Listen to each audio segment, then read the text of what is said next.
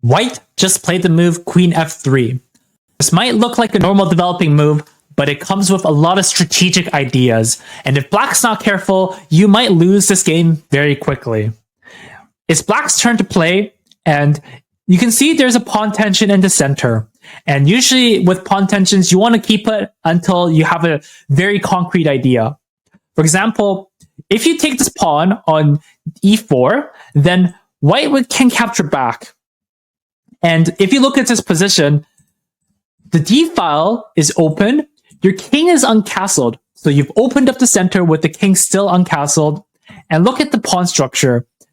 This pawn is isolated now, and this pawn is also isolated against these two pawns. Sorry, against those queenside pawns. And so you'd be losing in the endgame there. So you can't actually capture this pawn here. It'll just be worse for you. And if you decide to play the move d4, then White can just play the move e5. And the idea here is that if you capture the knight, then White can recapture back. And your best move, you can't capture here because the queen will come in and you're going to be losing. So you have to play the move bishop d6, pawn will capture on g7, the rook has to go to g8, and after the bishop protects, and you get this move, bishop takes h7, you're just completely losing in this position. So you can't take, you can't push, you have to develop the bishop somewhere. Let's say you just develop to this very active square here on c5. Then what is White threatening? Well, there's a couple ideas, but one of them is just to play the move rook to e1. And the idea is, if you castle, now we have to move e5, attacking the knight. So you're going to have to move back. Look at this very cramped position for Black. And this bishop just opened up with our last move. You're going to get the queen in. The bishop's going to come in. The rook might even do a rook lift to attack. And this looks like a very, very difficult position to play for Black here. So how do you play this position? You can't just allow the move e5, or you can, but you have to know how to play around it. And Anish Giri, in fact, had this same position, and he's going to show us how. Anish Giri is playing the black pieces here, and we have the move e4 and now c5. So Anish Giri goes for the Sicilian here, and he plays this variation called the Taimanov Sicilian. And White decides to capture in this game, and the chess principle here is always capture towards the center. And after bishop d3, White is intending to castle. And so now Anish Giri plays this very common move in the Sicilian, which is to put the queen on c7. And the idea is that you want to control this e5 square, and you're preventing White from playing the move e5. So White castles, and now we have the move knight to f6. And note that e5 is still not possible.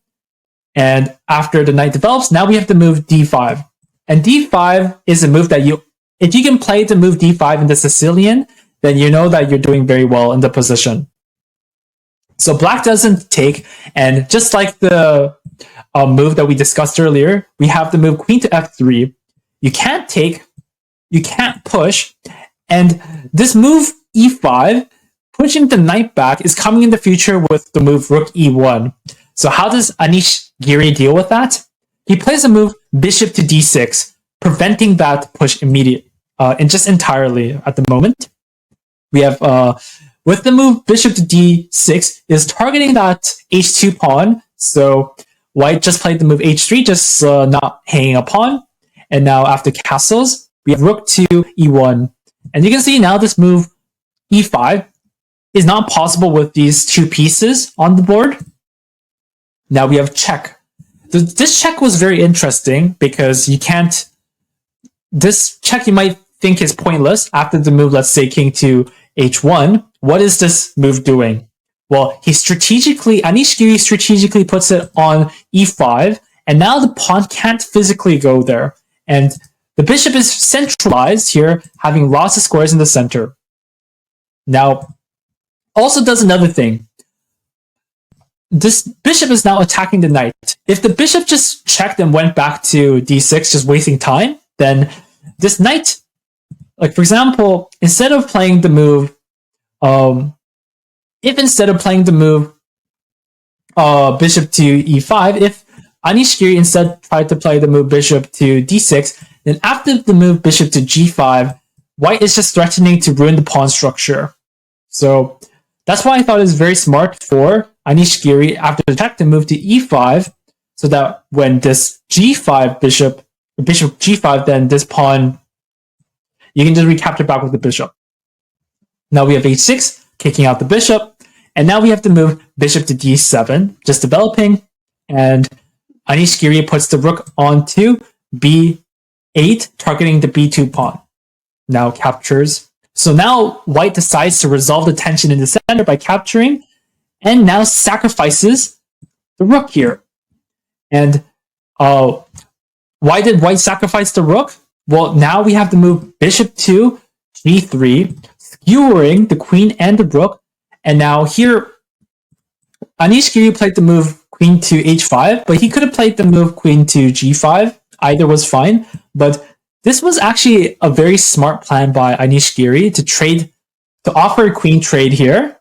And now look at the material. It's equal here, but it's black's turn. Black just took the bishop on b8, targeting this b2 pawn.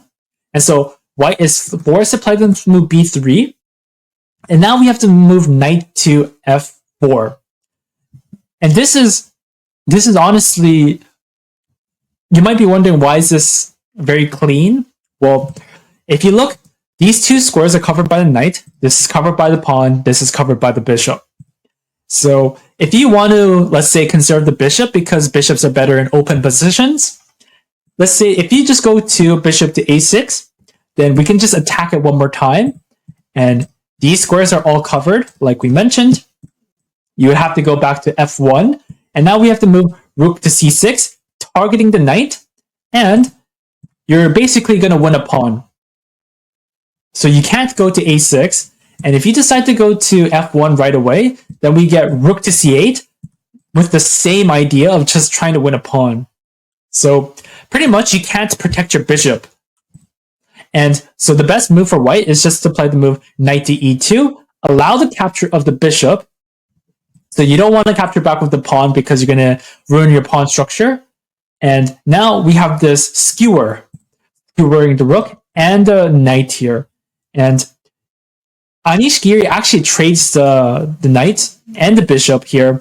And you can see the pawns are all the same. White has 6 here. And black also has 6 pawns. But Anish Giri has a 6 or 5 pawn majority on the king side. And here he starts to push the g pawn. And then now he's going to bring the king to the center here. So king d6.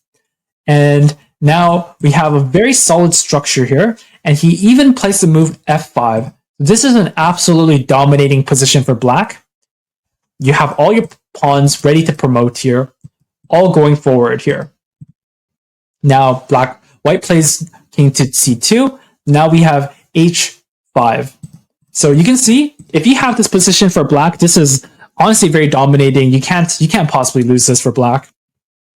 And now white tries to go for this pawn, trying to play the move c4 so that he can probably capture a pawn. But Anish Giri first plays the move h4, so it makes the move g3 harder. And after the move f3, now we have the move a5. And the idea of a5 is that this is an isolated pawn, and you would love to give up this pawn to kind of damage this very solid structure. So after the move a3, we have to move rook to c8 now. So now you can't play the move. You can't threaten to capture this pawn anymore. And after the move b4, Anish Giri takes. And now we have to move d4. So you can't capture because it's pinned, of course. And black is just threatening to capture. And so white protects this pawn. And now we have to move king to d5. And he just wants to get closer into the position here. So right? He wants to get closer into the position. And after white takes, you could capture with the rook here, but Anish Giri decides to take with the pawn here. And after the check, king to b2. Now he starts going in with the king. And so you can see that with the king so close, it's going to support the pawn march here. So rook to e2. And rook to e2, it wants to go infiltrate and attack these pawns. And so we're not going to allow that. So rook to e3. So don't allow your opponent's counterplay. Now after the move of rook to d2, check, and Anish Giri wins the pawn. The rook goes back, and now the pawn starts marching onto d3. And white plays the move f4. It looks like a pawn sacrifice. And it is, and it's just meant to ruin the pawn structure. So this is a very typical idea, but this is just completely winning for black because you can't stop this pawn. And Anish Giri checks and defends his pawn. And white plays rook f3. And now this is, you can play them. So how do you make progresses in this position? You have to put rook behind passed pawns here. And the king goes to a2. So you can see the king is kind of caught off from the action. And so you can see this is the technique called shouldering. So after the shouldering technique and the move d2, Anish Giri won the game. And so that's how you basically win the position. Don't let white